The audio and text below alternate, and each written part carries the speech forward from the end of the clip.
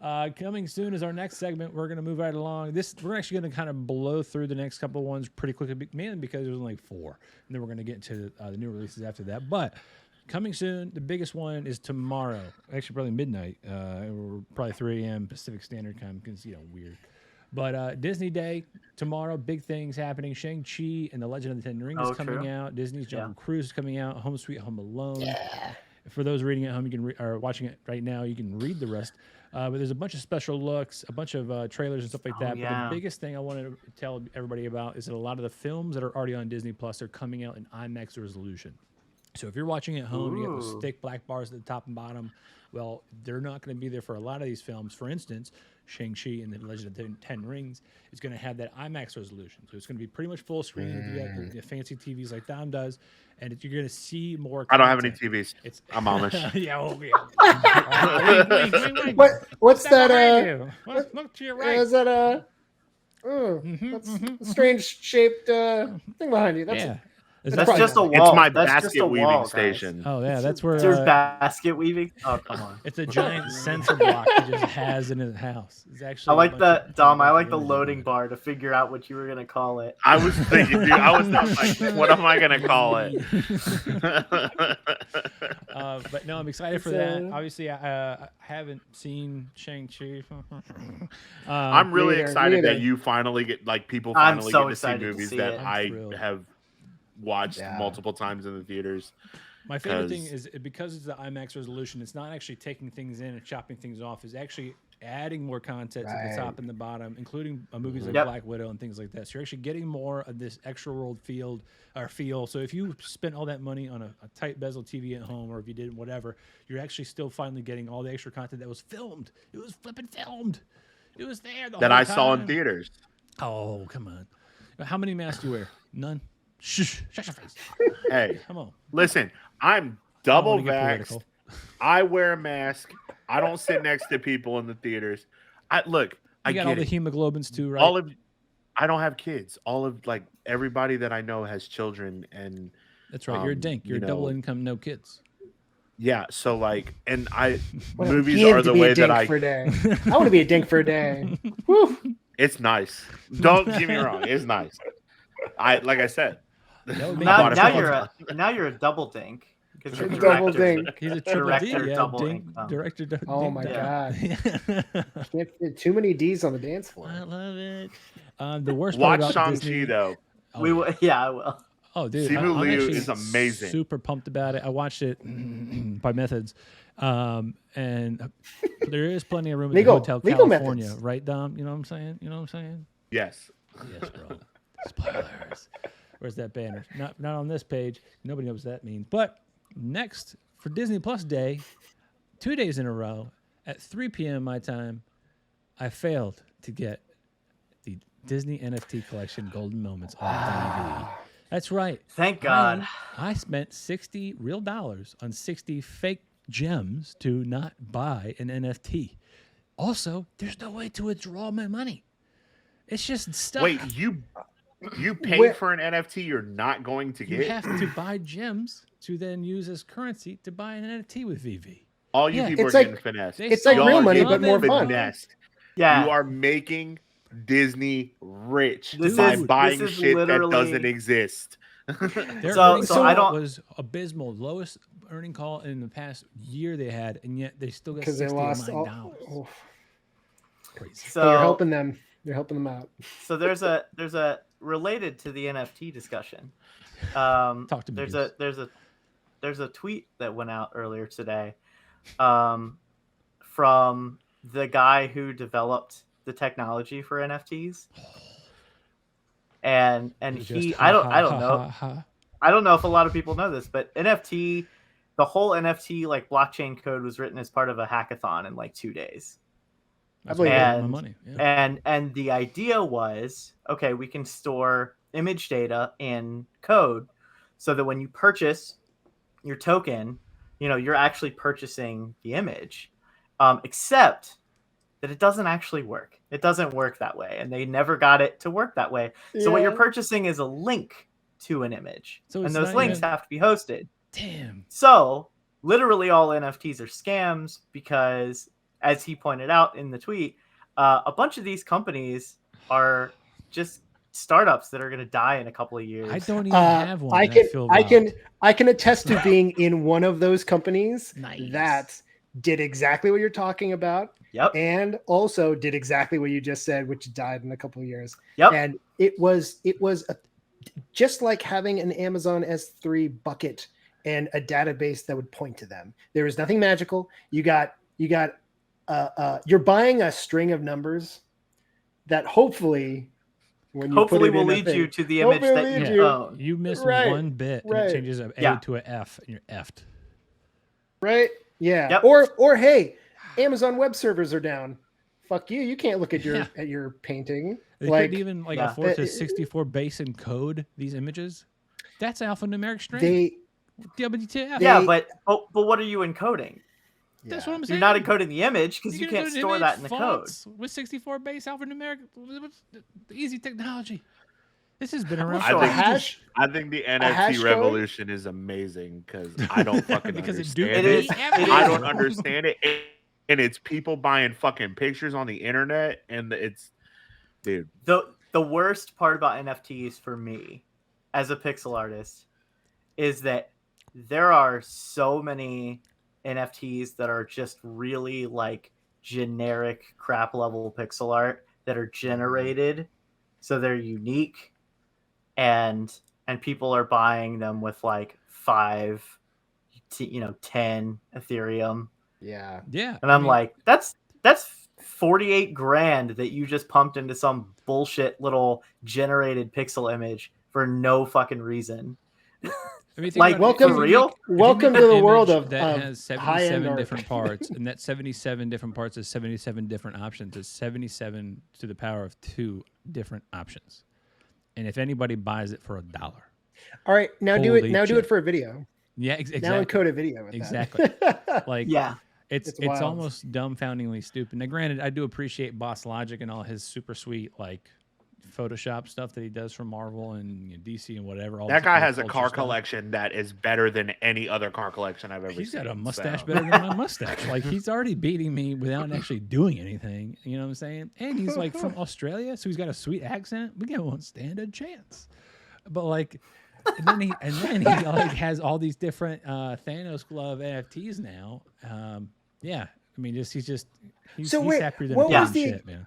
What was the exact NFT you were trying to get? I know I stay away from this. So VV is partnered with Disney for the past 4 days, and I believe tomorrow's a secret one supposedly. Each day they roll out 2 different NFTs that are more or less virtual golden statues. The same statues, I believe, that are actually outside of Cinera's castle for the 50th anniversary in Disney World right now. That they are these 3D models of Wall-E for Pixar, or C-3PO and R2-D2 for Star Wars, or Iron Man or whatever. I believe tomorrow is a one-off drop for Walt and Mickey holding hands, which is kind of cool. At the same time, I just wanted to kind of have a little bit of emotional connection if I was going to buy an NFT in general. I wasn't just going to get a fucking glove or an 8-bit avatar or some shit. I wanted to have a little bit of nostalgia. And they saw me coming from a mile out. They were like, look at this guy. He's got a whole show about nostalgia. Fucking, his money. I think what really happened is, this is like if Dom had to buy another currency with real money to then purchase Guardians of the Galaxy. I tried to do it. No, what I'm saying. If you went to Walmart to buy the NFT, but for Ernie, that was his only choice to get it. Oh, here, spend your real money on this other currency, that doesn't and then exist. Maybe you can get this NFT. They did this model with a fun name is just gems. This model was invented by Disney. Oh, what's the difference between real US dollars and itchy and scratchy money? Oh, it's the same, but more fun. And then you can't spend it. And it's all right. Plus I'm still having a really hard time grasping what an NFT is. Just answer me this. Okay. Is an NFT the millennial, actually the Gen Z version of Beanie Babies? No. You have Because you actually get a Beanie Baby and you don't get an NFT. Yeah, and some McDonald's. So that's reason one. That's reason one. The other reason is that Beanie Babies were made in sets, so they had rarity, but they didn't have uniqueness. So you could have a Beanie Baby that was super rare, but there were like 100 other people that did, or 1,000 other people that did. They weren't unique. NFTs are unique. Unique are it's NFTs like buying are, a Monet. Yeah, it's like a non-fungible token. It's a distinct, unique code that ties to a unique something else. And the hype is that you're buying ownership of digital media, digital content. But really, you're just buying a link to something and hoping that it's still there. Yeah. I would. Ernie, have you lost your goddamn mind? Ernie, you know. Okay? All right. I'm playing devil's advocate. Ernie wanted to get that sweet payday of flipping a $60 bullshit link into they're all $1 million. going for like $500 a pop 2 minutes later. Right, like, exactly, on, and that's what this is. Let me get this Xbox Series S for free. For $60. It's not a fiat currency. We got ourselves a new form of currency, and now there's just a billion of them. Instead of buying too many currencies, it's like World of Warcraft. There's too many goddamn currencies.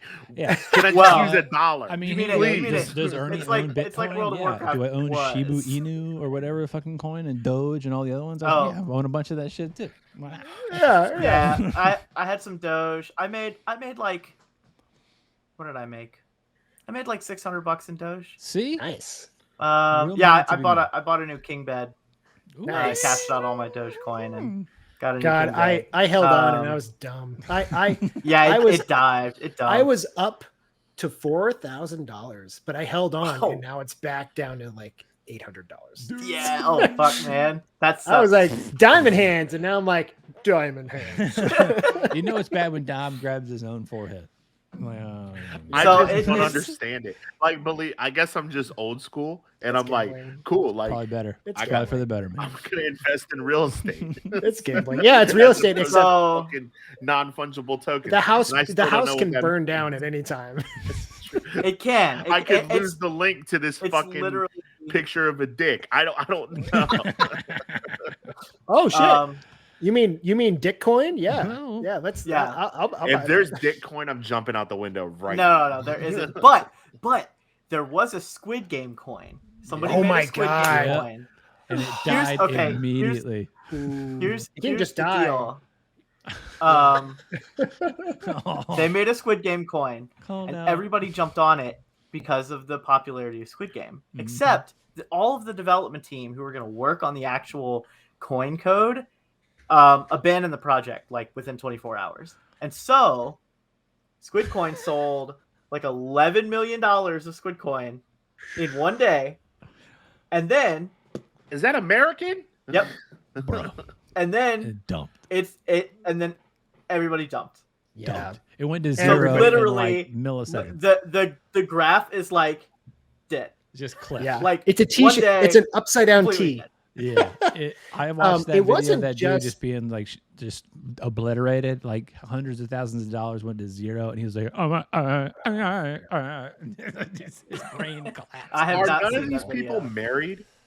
No, they're like, if I bought $100,000 worth of something called Squid Game coin, my wife would fucking murder me. Well, if you buy it cheap and then you're like, and bury my body in the backyard, and you're just like jerking off while you're hitting refresh to see how much money your Squid Game's coin is going on to, and then you're like, listen, if I went to my wife and be like, hey, just like that, Ernie, Ash, I got a new hot take.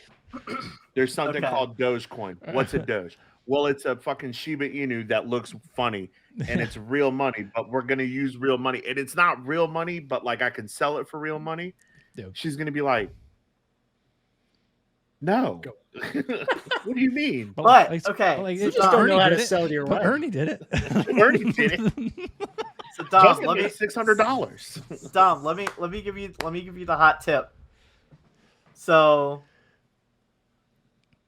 it hasn't been announced yet. It hasn't been confirmed yet. Yo, my man is about to be like Kingdom Hearts coin. Right? No. Anything.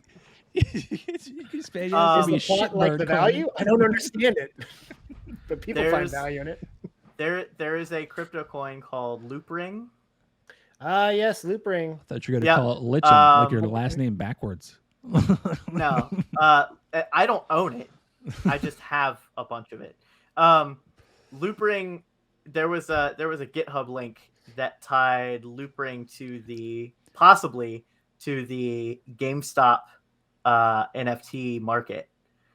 Yeah. So Loop Ring's gone up like 4,000% in the last year. It's nuts. It's so nuts. Like, so I bought into Loop Ring when it was like,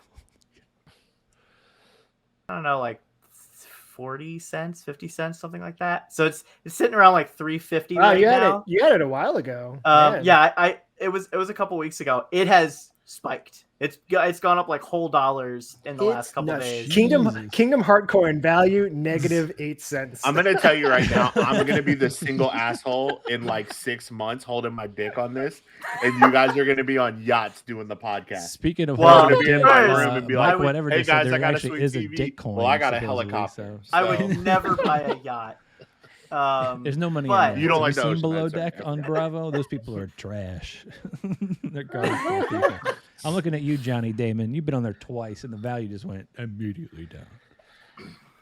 Dom's going to find out that Loop Ring is owned by one person, and he bought it, and it's Justin created Loop Ring.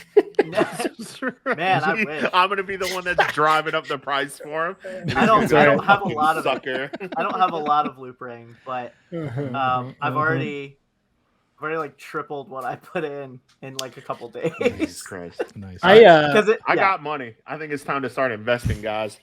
Well, give me that dick coin. Well, enough about cock ring or coin or whatever it's called. Moving right along into another word I can't pronounce. Chukwudi Iwuji. That sounds about right.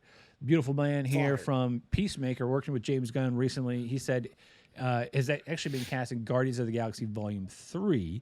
The reason this is important is two things. One, who do you think he's going to be? Two, James Gunn on Twitter said the reason he is cast in Guardians of the Galaxy 3 is because he enjoyed working with him so much and was such a good actor and presence on Peacemaker that he just did with the bulk version of Ernest P. Worrell, a.k.a. John Cena, that he decided he's got to keep him around, got to keep him work with him, so he's cast him on Guardians of the Galaxy. Dom and I are definitely of the same school of thought, who we hope he's going to be.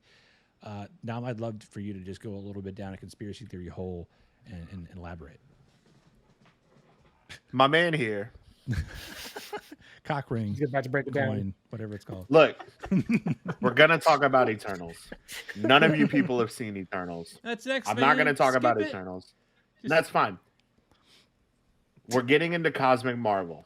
Okay?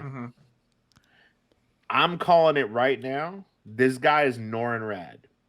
And Norrin Rad is the Silver Surfer, aka the Herald of Galactus. That would be dope. Love to hear it. We're getting into the Celestials. We're getting into that.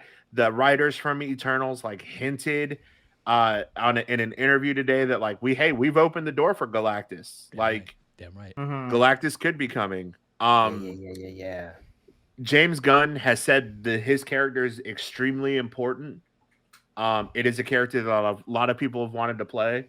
For those of you who don't remember the Fantastic Four movie Rise of the Silver Surfer, where my boy Chris Evans was Johnny Storm. Poor guy. Before he was Captain America. Lawrence Fishburne played Norrin Rad. Jessica Alba. Right. Played the Invisible Woman. Jessica Alba. Yeah, Invisible Woman. Storm. Johan Greikuff played Mr. Fantastic, and Michael Chiklis played the Thing. Damn. Yeah, right? And the guy from Nip Tuck was... I remember everything. Yeah. Right, the guy from Nip Tuck was... This is why I don't know math. No, so I think I would like to see him play Norrin Rad. That would be really cool. I would love to see the Silver Surfer come in. We already got Richard Rider, Nova from he's Nova. They've already hinted that he might be showing up in the Marvel universe at some point because we've been on Nova Prime already.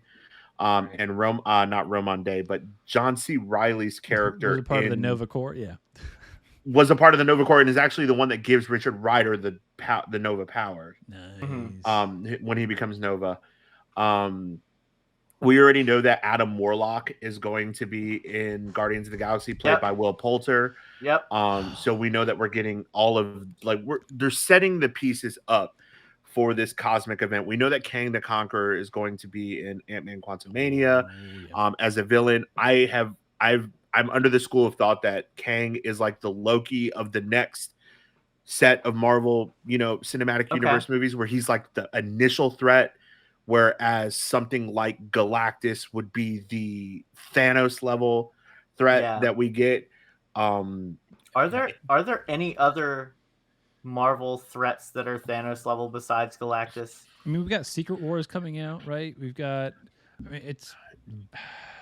Doom would be considered Doom would Dr. Doom would be considered you get into the X-Men stuff. I mean, have Apocalypse, you have the Phoenix Force. Now that we're out in space and in the cosmic, we've already heard references to the Shi'ar Empire. We've already seen the Kree. The Phoenix Force plays heavily into all that stuff. Believe me, tinfoil hatting. I want all this shit to happen right now. There's also something to be said about the smaller stories where there's less stakes, but I mean, there is a backlog of universe-ending things that could happen. Yeah, but I'm and that's always the fun go-to thing when you're starting new fantasy writing. Okay, what threat to everything that exists can I come up with? Yeah, right. No, Mephisto. It's like, Shuma-Gorath, Mephisto. Writing your ending. And I'll be 100% honest with you, and this is a really hot take that not anybody I know around me agrees with or even thinks about. The movie I'm least excited for is Spider-Man Far From Home or No Way Home. Really? And that's because